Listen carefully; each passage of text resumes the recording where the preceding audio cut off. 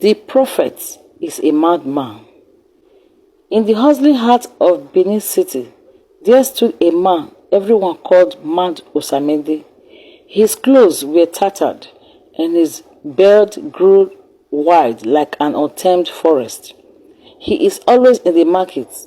Traders ignored him, and passers-by quickened their pace whenever he approached. But Osamende had a peculiar habit.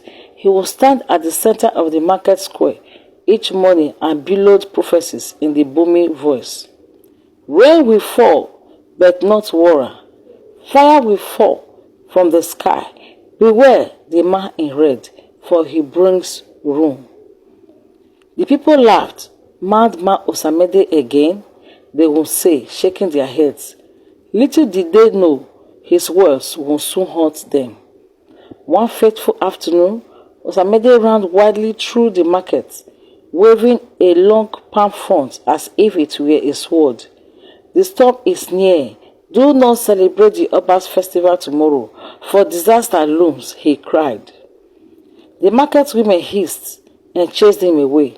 How dare you insult our tradition, shouted Iyabo, the pepper seller. Even the town criers dismissed his warnings, and preparations for the festival carried on. Streets were decorated, drums were polished, and people dressed in their finest. On the festival day, as the sound of the gongs and singing filled the air, a man dressed in bright red robes arrived at the palace gate. Osamende's voice rang in the air like an echo of the past. Beware the man in red, but no one listened. At the height of the celebration, a sudden darkness covered the city. Thunder growled, and the ground quaked. From the sky fell a terrible rain, not water, but glowing embers. The crowd screamed as fire spread through the market stalls and homes. In the midst of the chaos, the man in red robes vanished, leaving behind only a mysterious sig. By the time the storm subsided, half of the city lay in ruins. When survivors gathered at the market the next day, they found Osamende standing at his usual spot. But now they didn't laugh.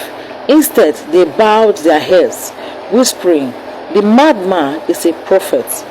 Osamende only smiled, his eyes distant, as he muttered, "I warned you, but even prophets must live as fools before the truth burns bright."